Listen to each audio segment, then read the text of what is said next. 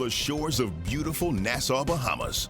Welcome to Walking in Victory with Bishop Neil C. Ellis. The powerful and prophetic ministry of Bishop Neil C. Ellis is impacting the lives of believers all around the world. His bold and forthright presentation of spiritual truths and biblical principles is sure to change your life forever. Get ready to experience a fresh approach to ministry as this anointed author and pastor teaches us how to walk in victory. Walking in victory. Well, God bless you today. Welcome to another edition of Walking in Victory. This is Neil Ellis, and I want to take this wonderful opportunity to wish all of the fathers of our church, of the Bahamas, and in the Global United Fellowship around the world, and others, a happy and glorious Father's Day. I trust that your day has been going well so far. And for those of you who are seeing this later in the week, I pray that you had a great Father's Day. Boy, I tell you, the role of the father is something that's left to be desired. And in today's message, I want to deal with this sermon I preached last Father's Day. And it's entitled, A Concerned and Caring Father. I believe, as this message is preached, fathers will begin to see themselves. And I want to, through this message, encourage fathers around the world to do what it is you need to do to ensure that, one, Jesus is in your home, and two, that some people who don't belong in your house remains out of your house. Many fathers I know are good fathers, doing a great job, just need some periodic help. I believe this message today has come to help you.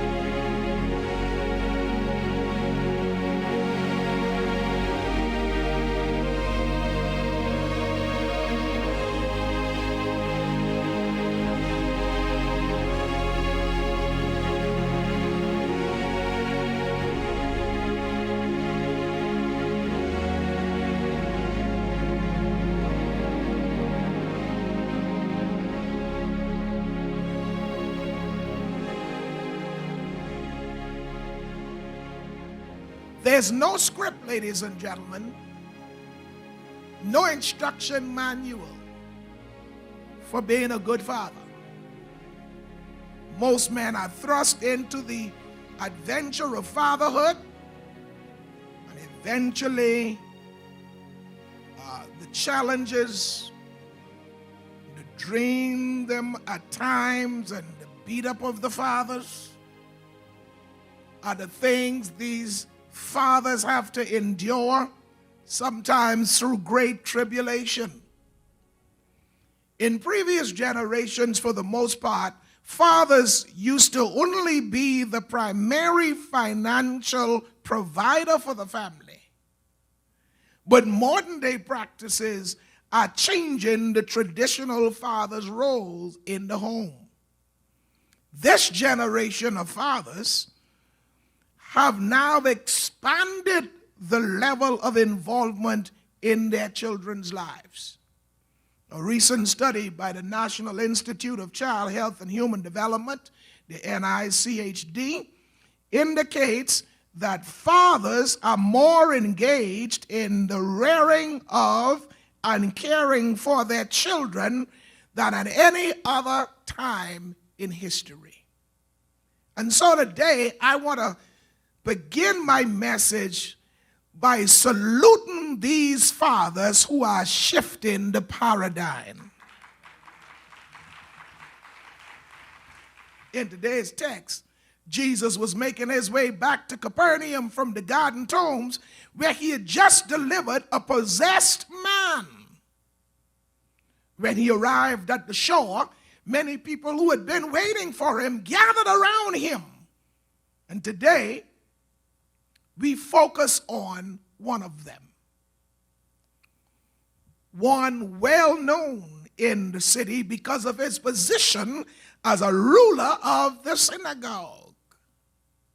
He served as the administrative head of the synagogue in that city. And unlike the mother in the Mother's Day text, we know this man's name. His name was Jairus. He was a man of high social standing, known among all the people, a man of prestige and power, and yet a man with a desperate need. I want all of you to note that you will never become so powerful, so popular, so prominent that problems will not find you. In the text, this well-respected religious leader's 12-year-old daughter, the apple of his eye, his only child, is sick. She's actually, at 12 years old, dying. While he's thinking about the one shot he has in raising and making a life for their only child, he's feeling a sense of helplessness, even though he has a great desire to do something to save his child. And in the midst of this dilemma, he remembers this young rabbi that he has been hearing so much about, who's been teaching in the local synagogues and drawing huge crowds. His mind went back to what he'd heard of this Jewish rabbi who would heal a man with a withered hand, and had delivered and healed an insane man that lived in the cemetery and slept in the tombs. He heard the story about a wedding where this rabbi turned water into wine. Whether he was a true healer or not, Jairus didn't know. But what he did know was that his daughter was sick, at the point of death, and he was desperately in search of a breakthrough for his daughter. Jairus started thinking, what if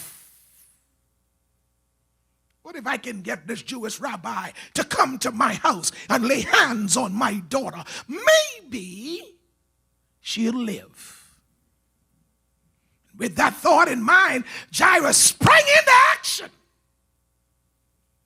And he did at least 4 things that I want to highlight and invite all parents, all in-person and online worshipers, but especially all fathers to take note of. Let's read verses 21 and 22, please. Now when Jesus had crossed over again by boat to the other side, a great multitude gathered to him, and he was by the sea. And behold, one of the rulers of the synagogue came, Jairus by name. And when he saw him... All right, let's stop right there. One of the leaders, Jairus by name, he came. Here's the first thing I want all of us to pick up here in this message. Point number 1.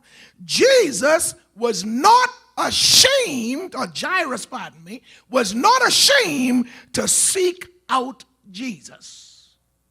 The text says he came to Jesus. He did not send his wife. He did not send anyone else. He came to Jesus. His daughter was in trouble, and he sought Jesus out for himself. ladies and gentlemen, let me pause for a minute to say what fathers do. They provide, nurture, train, comfort, correct, and protect. And for the most part, mothers run the house. We all know that. But in critical moments, fathers of this generation got to know when to step up to the plate and not leave things solely in the hands of the mother. It's getting a little rough. Jesus did not send, or Jairus did not send anyone to take his place. His only child, and a daughter at that, is at home dying. He needed help to try and save his daughter, and he heard about Jesus, and he sought out Jesus himself on behalf of his daughter. What a good father. When he caught up with Jesus, look at what happened in the end of verse 22. He fell at his feet. He fell at Jesus' feet. Now, this is important to understand because Jairus is a ruler of the synagogue. He's a major fella in the city. But he sought Jesus out.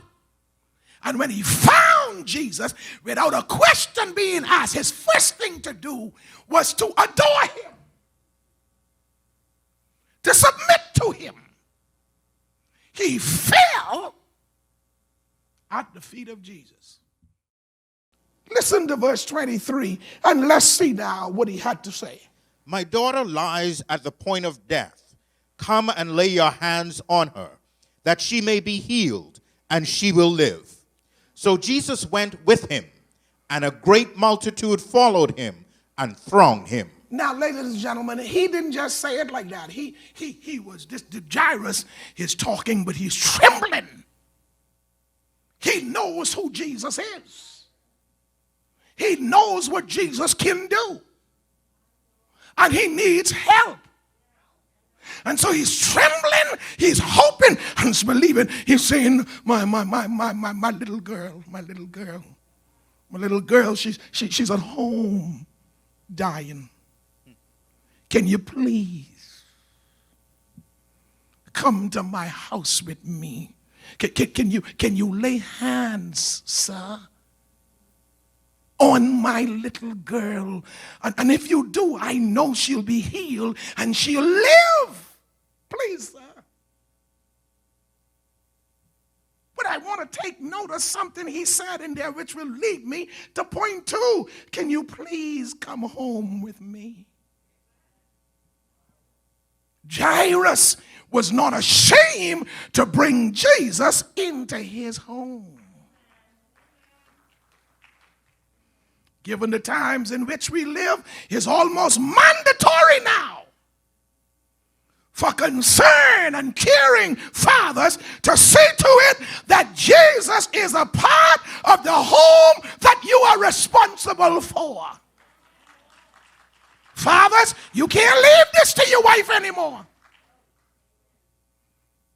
With the direction the world is heading in now, it is incumbent upon us as fathers to do everything we can to make sure Jesus is always in our house.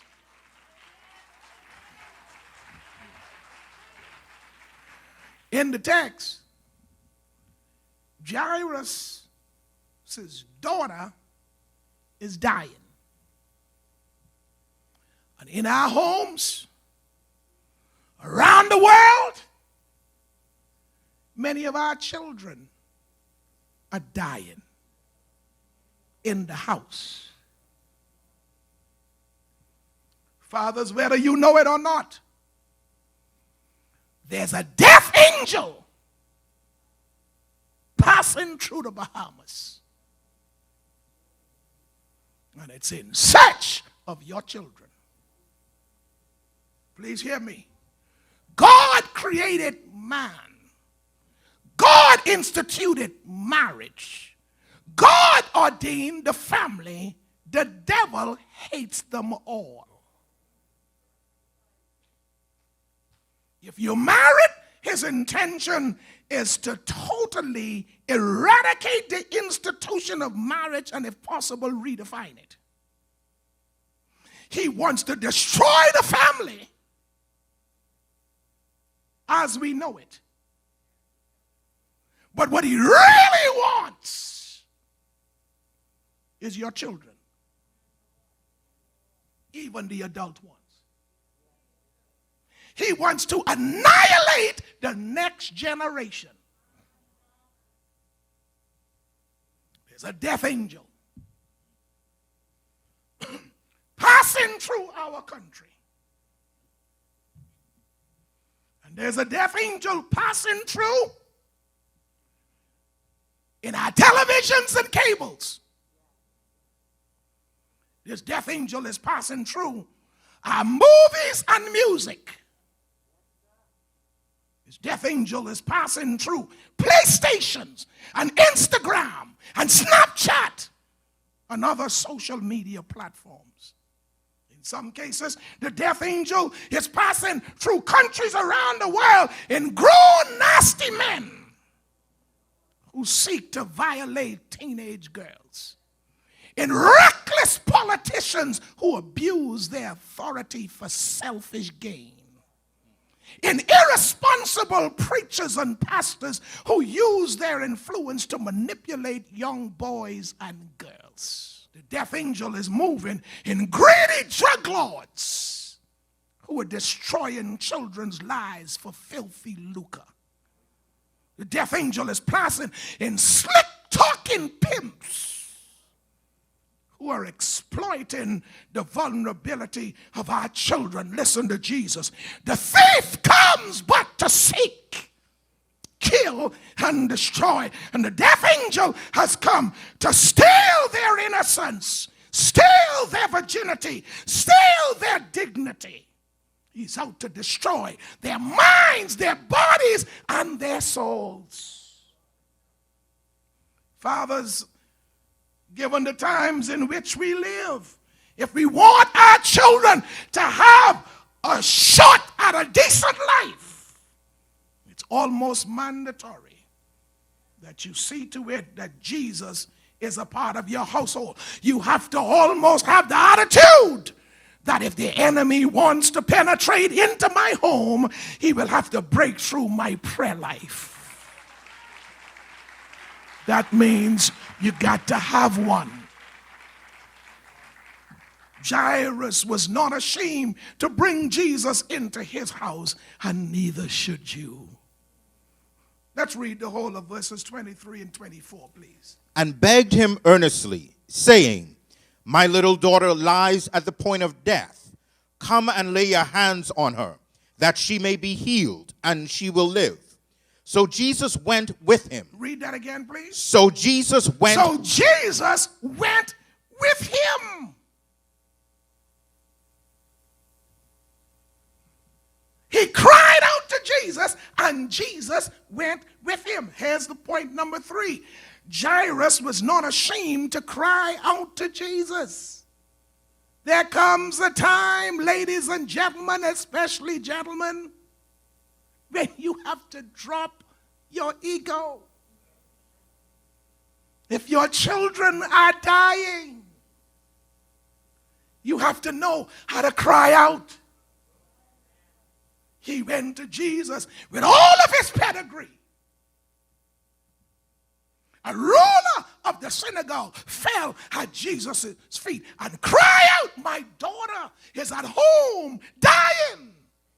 Can you come to the house, lay your hands on her, and heal my daughter?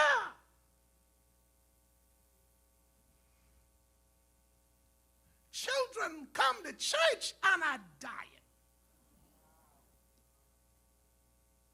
And they hope when they come to church that something will be said to lift this death angel that's hanging over their house.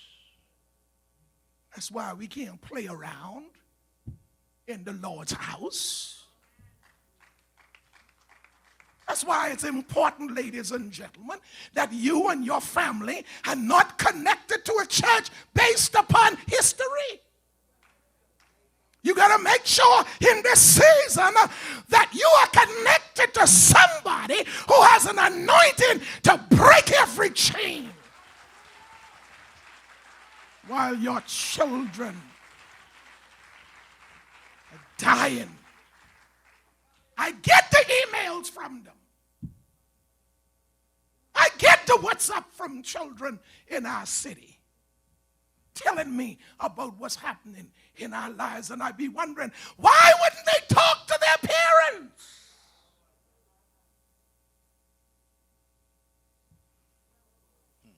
See, sometimes when a person is dying, they go looking for somebody who is calling out to Jesus. And we got to make sure in this season, parents, that in the lives of your children, for you church parents, you are not schizophrenic. Where you can cry out to Jesus in church, but can't call him up at home. Come on, if you're going to be a caring father, if you're going to be a concerned father, in this season of our lives, we got to know how to call on Jesus. I almost told you, shake somebody's hand and tell them something. Would you throw your hand up and wave at me? Let me know you're in agreement. Jairus does not necessarily respond, or Jesus does not necessarily respond to you because you're in a bad place. He does not necessarily respond to you because you have a need. Jesus responds, he blesses and delivers because you cry out to him in faith. There are some things that are not going to happen until you cry out to Jesus. Simple. You could bring in all the professionals you want. You could bring in all the expats you want. You could bring in all the people you need for this specific assignment. But until we start crying out to God, we're going to go in circles. Let's look at verse 24. Read that again, please. So Jesus went with him. Jesus went with him. Jesus went with him. And a great multitude followed him and thronged him. Listen, have you noticed in this text that Jesus never said a word to this father? Not one word. Jesus, can you come to my house? My daughter is dying. Can you come to my house, lay hands on her, and maybe she'll live? And all the Bible said is, he went with him. No conversation whatsoever. Some of you who just waiting on God to speak. Sometimes he's just waiting on you to speak. And when you speak, he jumps into action. He does not always talk, he just does. As a matter of fact, hallelujah, I just got a download. He wants me to tell some of you in the sanctuary, he's doing it now.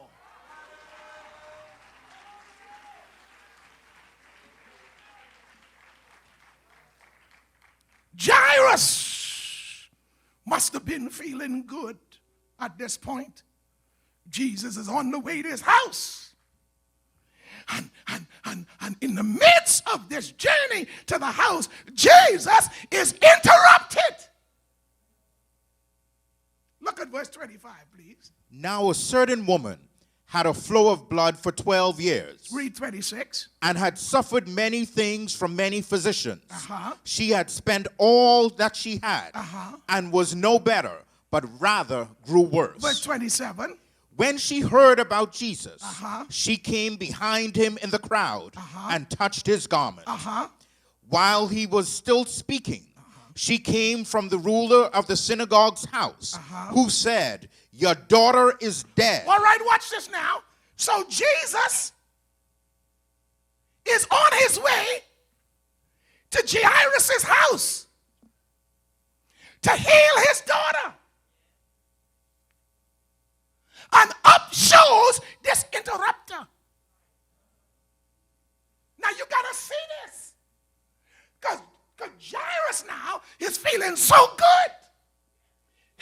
He's on his way to the house, and Jesus is going with him. And he's going in his head now. Finally, my daughter is about to get the deliverance she needs. On his way to the house, this woman with an issue of blood for 12 years stops the parade. And Jairus, now you got to put yourself in this father's place, because he has made his way through the crowds, and Jesus has begged him to come heal his daughter. And now Jesus is finally on the way to Jairus' house. And while they're there, Jairus now realizes that there is an interruption. So here in the text, Jesus is interrupted, and he takes the time out to minister to the lady and bring her some relief, and she shouldn't have even been in the crowd. Jairus is so upset. He wants Jesus to hurry up and to deal with this interruption, because his daughter could die at any moment. Jesus is not upset, though, because he knows something Jairus does not know yet. Jesus agreed to go to Jairus' house.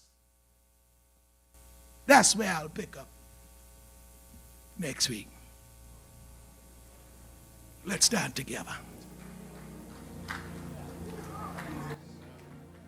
He's on his way, come on, y'all, to Jairus' house. He's interrupted. He's driven into isolation by a woman who should not even be in the crowd. And ladies and gentlemen, Jesus is as calm as he can be, because he knows something. Sometimes when it looks like Jesus is ignoring, it's only because he knows something.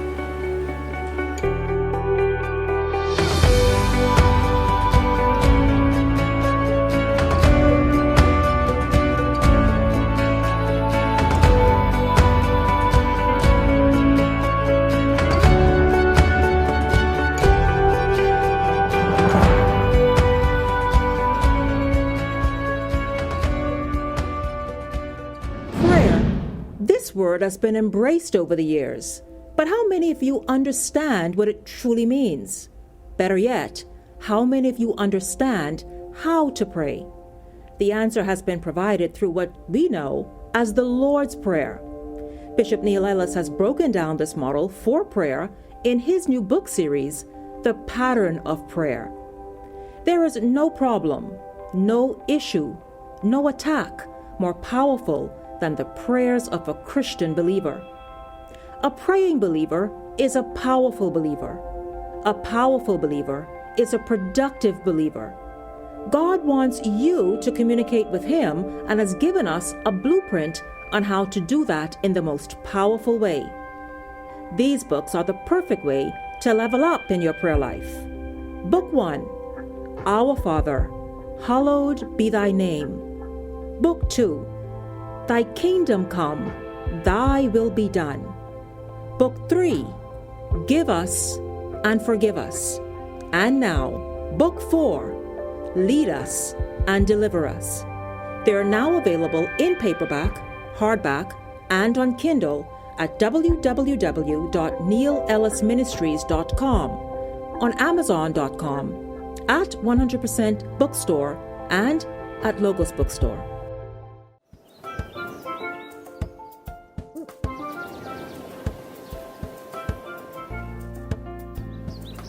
Drugs can make it